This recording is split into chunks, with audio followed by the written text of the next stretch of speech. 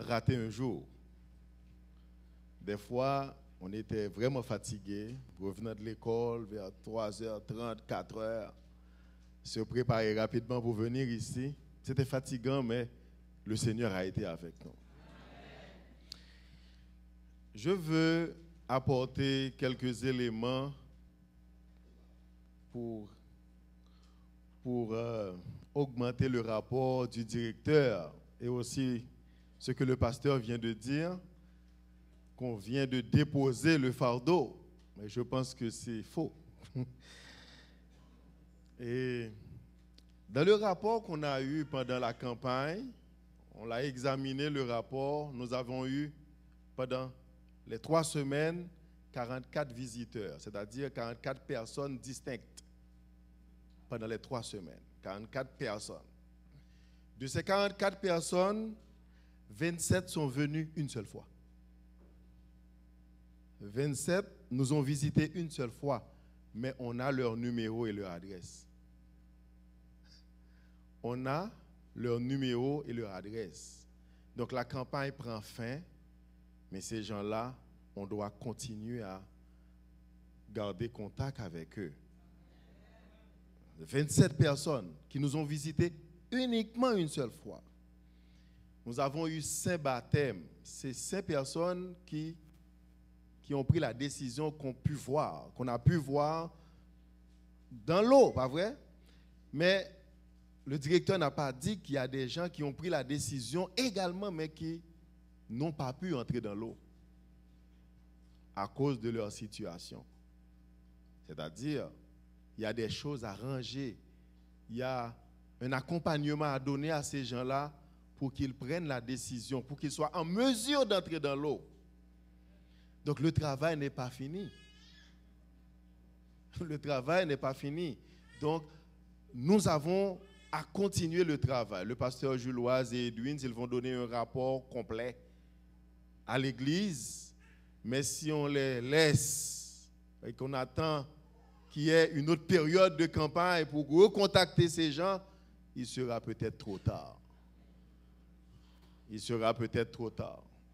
Donc, il faut garder contact avec ces gens, garder le contact pour que ces gens-là sachent qu'on n'a pas été chez eux juste pour une invitation, mais on veut qu'ils soient sauvés. Donc, quand on veut qu'une personne ait la vie éternelle, il faut s'engager envers cette personne. On s'engage envers la personne. Notre message pour ce matin a pour titre « Les yeux sur Jésus ». Je veux relire avec vous le texte de méditation et j'espère ne pas être trop long. Nous donc aussi, Hébreux chapitre 12, les versets 1 et 2. Nous donc aussi, puisque nous sommes environnés d'une si grande nuée de témoins, rejetons tout fardeau. Nous donc aussi. Le texte s'adresse à tous ceux-là qui sont présents ou qui écoutent le message aujourd'hui. Nous donc aussi, puisque nous sommes environnés d'une si grande nuée de témoins, rejetons tout fardeau et le péché qui nous enveloppe si facilement. Rejetons tout fardeau et le péché qui nous enveloppe si facilement. Et courons. Et courons avec persévérance. Pas seulement de courir, mais courons avec persévérance dans la carrière qui nous est ouverte. C'est une possibilité. Le verset 2 nous dit « Ayant les regards sur Jésus, le chef et le consommateur de la foi, qui, en vue de la joie qui lui était réservée, a souffert la croix, méprisé l'ignominie, et s'est assis à la droite du trône. de Dieu. Le texte commence par nous donc aussi. Si vous lisez le chapitre 11, vous allez savoir pourquoi Paul dit nous donc aussi. Dans le chapitre 11, il est fait mention d'une liste de personnes, Enoch, Abel, Moïse, Abraham, Sarai, etc. Des gens qui, dans le passé, à cause de leur foi, ont fait des exploits. Abel s'est distingué de son frère. Abel s'est distingué de son frère à cause de sa foi. Quand Adam, son père, a péché, quand Adam, son père et sa mère ils ont péché dans le jardin d'Éden, ils ont été chassés et Dieu les a habillés avec des vêtements faits de peau d'agneau. Et Dieu avait dit clairement aux parents, cet agneau qui est mort là maintenant symbolise le plan de salut que nous avons en mon Fils Jésus, qui viendra très bientôt mourir à votre place pour que vous puissiez avoir la vie éternelle. Nous allons perpétuer cette forme de sacrifice. Nous allons le faire chaque fois que nous ayons un culte pour nous rapprocher de Dieu, pour le pardon de vos péchés, en espérant en Jésus, en plaçant notre foi en Jésus jusqu'à ce qu'il vienne et qu'il revienne nous chercher pour que ma famille, la famille de mon peuple, soit réunie une fois pour toutes. Abel avait cru dans cette parole, mais Caïn n'a pas cru. Parce qu'Abel a cru, quand il s'est approché de Dieu, il a pris un agneau, il l'a offert en sacrifice. Mais comme Caïn n'a pas cru, il pensait pouvoir adorer Dieu comme bon lui semble. Et parce qu'il a adoré Dieu comme il veut, pas comme Dieu demande d'être adoré, il n'a pas respecté l'évangile éternel. Craignez Dieu et donnez-lui gloire, car l'heure de son jugement est venue. Adorez celui qui a fait le ciel, la terre, la mer et les sources d'eau. On adore Dieu quand nous respectons sa parole. On adore Dieu quand nous faisons ce que Dieu nous demande, pas quand on adore Dieu comme on veut. La foi d'Abel a fait une différence. La foi d'Abraham a fait une différence dans sa vie parce qu'il était avec sa famille, dans un pays qu'il connaissait, qu'il maîtrisait. Il pouvait voir comment gérer les gens. Il était habitué avec la communauté. Il était stable dans sa communauté. Mais Dieu lui a dit, va-t'en de ton pays, loin de ta famille. Va dans ce pays que je te montrerai, c'est-à-dire au futur. Il ne sait même pas dans quel endroit Dieu allait l'envoyer. Mais à cause de sa foi dans son Dieu, parce qu'il connaissait ce Dieu, parce qu'il faisait confiance à son Dieu, il s'est laissé diriger. Il a cru, il a pris la décision de marcher, de faire confiance à son Dieu. Et il a laissé sa famille, sa parenté, et il est devenu le père de la foi. Une liste d'hommes et de femmes qui, à cause de leur foi, ont réalisé des exploits. Et Paul cite aussi Moïse, qui, à cause de sa formation, les exploits qu'il a réalisés au sein de l'armée égyptienne, au sein des sages, sa connaissance, sa capacité à diriger ce peuple, il était déjà vu comme le futur prince d'Égypte, comme le futur roi d'Égypte, le futur pharaon. Il allait diriger la superpuissance de l'époque. Mais sa foi en Dieu lui a demandé de laisser cette puissance pour aller prendre la tête de son peuple. Il a méprisé la gloire des hommes, les richesses de la terre pour s'attacher à Dieu. Et Paul cite des exploits réalisés à cause de la foi, d'une foi pratique, d'une foi qui pousse à l'action, d'une foi qui change les vies. Tous ces gens-là ont réalisé ces exploits parce qu'ils avaient les yeux fixés sur la promesse, les yeux fixés sur Jésus qui allait venir. Et Paul ajoute, nous donc aussi. Nous donc aussi signifie, vous avez reçu la théorie, vous avez entendu la parole, vous avez entendu l'évangile éternel. Vous donc aussi, puisque vous l'avez entendu et puisque vous êtes environnés d'une si grande nuée de témoins de toutes ces hommes, de toutes ces femmes dans le passé qui ont, à cause de leur foi, montré qu'il était possible d'agir pour Dieu. Nous donc aussi, rejetons tout fardeau. Paul insiste sur la différence entre les fardeaux et le péché. Rejetons tout fardeau et le péché qui nous enveloppe si facilement. Fardeau et péché, pour Paul, c'est deux choses différentes. À l'église, dans la famille de Dieu, nous allons rencontrer des choses qui, textuellement, on ne peut pas dire que c'est des péchés. On ne peut pas trouver un texte pour dire que c'est un péché. Mais ces éléments-là, dans notre existence, constituent un fardeau dans notre course vers l'éternité.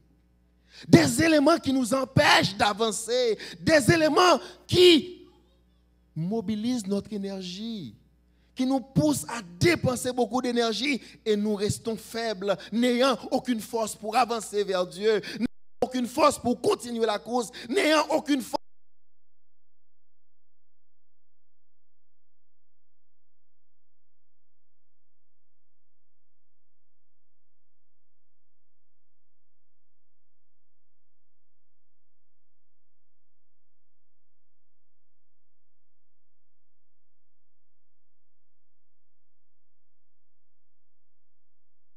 Puisse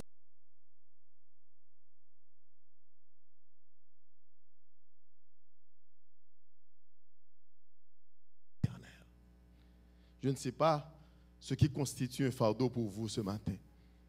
Vous qui venez d'être baptisés ce matin, je ne sais pas ce qui va constituer pour vous un fardeau qui vous empêchera de grandir en Christ.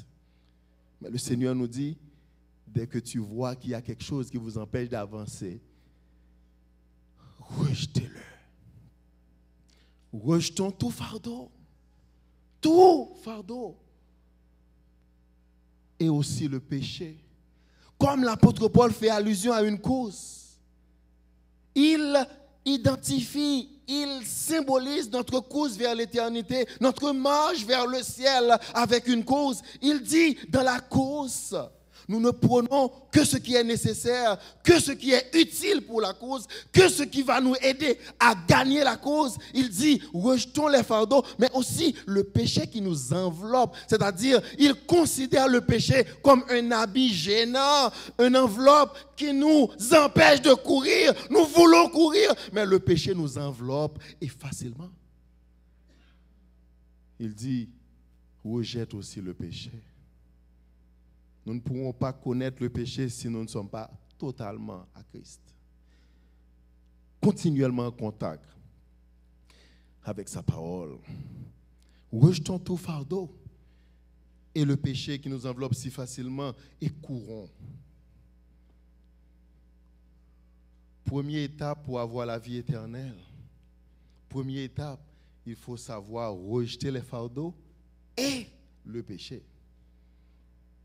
Mais comment le faire? Comment y parvenir? Les yeux fixés sur Jésus, il dit.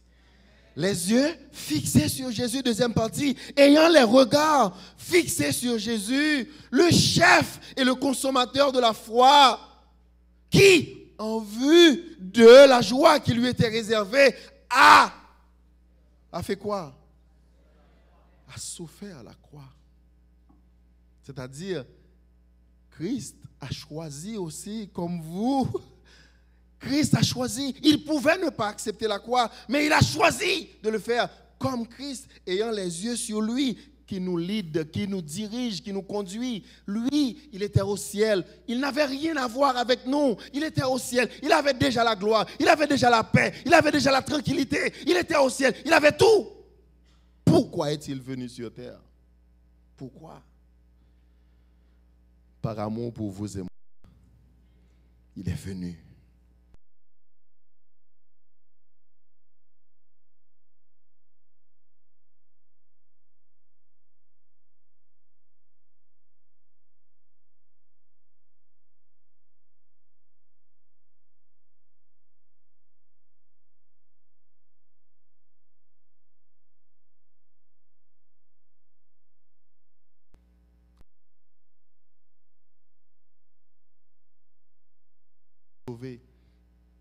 Qu'est-ce qui nous empêche de choisir d'être sauvés nous autres et de sauver les autres qui sont avec nous? Nous donc aussi, à cause de ces témoins, à cause de Jésus qui a déjà tracé le chemin, si nous fixons les regards sur lui, si nous avançons avec les regards sur lui et non loin de lui, c'est-à-dire tout ce qui pourrait nous distraire, toute distraction, tout attachement que nous avons sur cette terre qui pourrait nous empêcher de grandir. Enlevons nos regards sur ces choses. Détournons-nous de ces choses, mais ayons les regards fixés sur Jésus. L'apôtre Paul nous convie à la fin de cette campagne d'évangélisation à garder les yeux sur Jésus.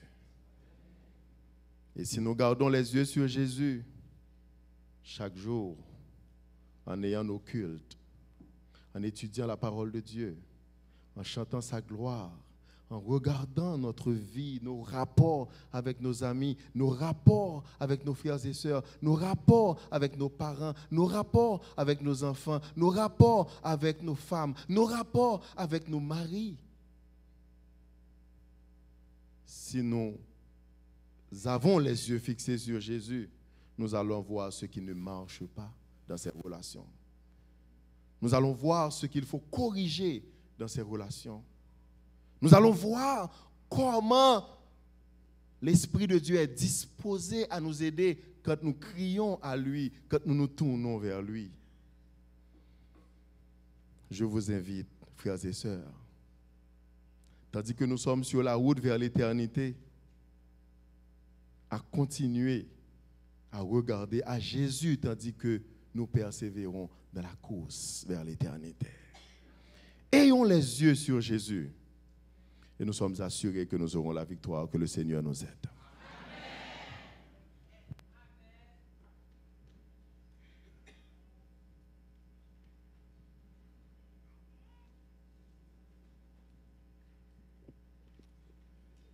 Amen. Qu'est-ce que vous dites, frères et sœurs? Amen. Encore. Donc nous disons merci à notre Dieu qui nous a permis d'entendre sa parole. Encore une fois, merci Pasteur Edson.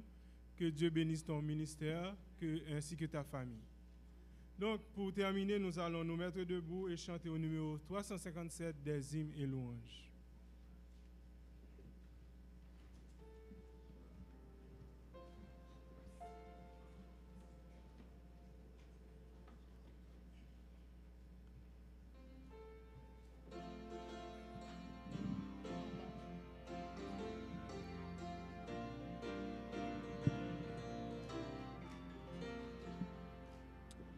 Poursuivons notre course avec persévérance et que rien ici-bas n'entrave notre ardeur.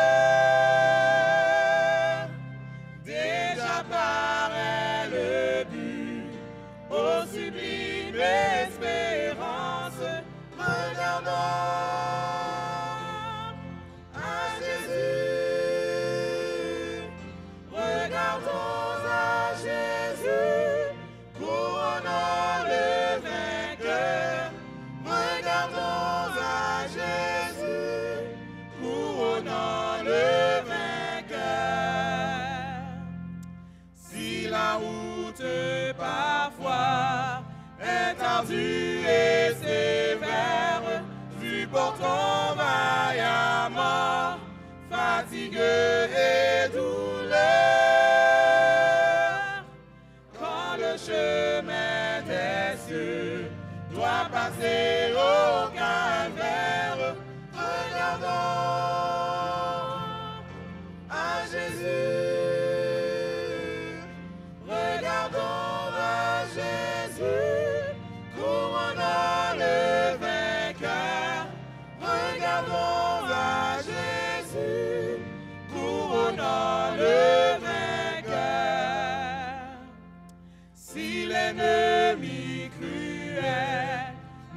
Satan au passage s'y cache sous nos pas des pièges destructeurs. Si trouble notre foi, ne perdons pas courage, regardons à Jésus, regardons à Jésus, couronnant le vainqueur, regardons à Jésus, couronnant le vainqueur.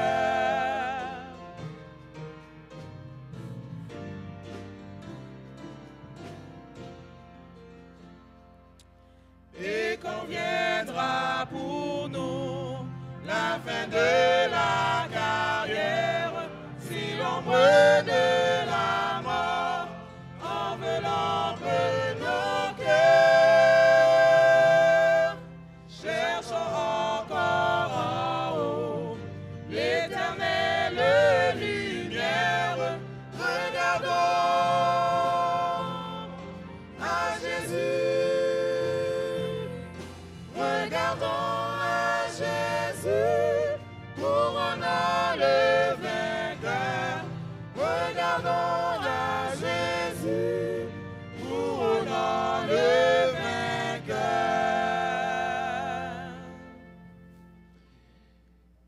Nous voulons te remercier, notre Père. Toi qui as montré ton amour, ta puissance et ta miséricorde envers ce peuple. Toi qui nous as soutenus, conduits, dirigés. Tu as intervenu au milieu de nous en ajoutant des enfants au sein de ton peuple.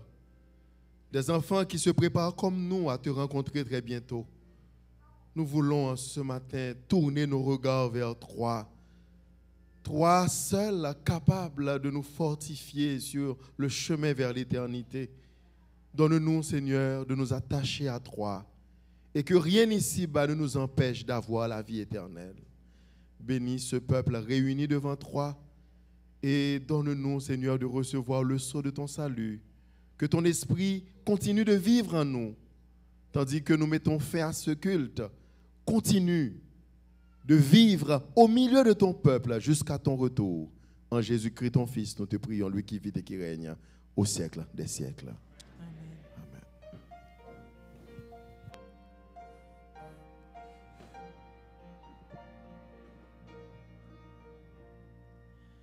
Que la paix de Dieu reste dans nos cœurs. Que la paix de Dieu reste dans nos cœurs. Que sa force nous anime dans la joie ou dans les pleurs. Que la paix de Dieu reste dans nos cœurs.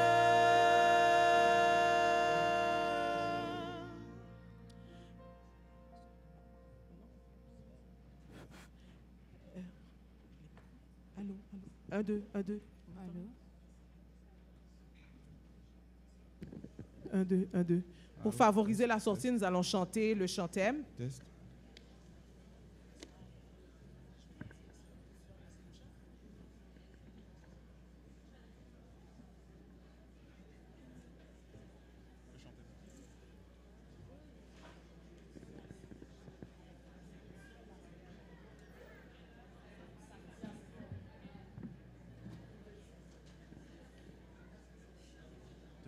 Bientôt, Jésus va nous prendre.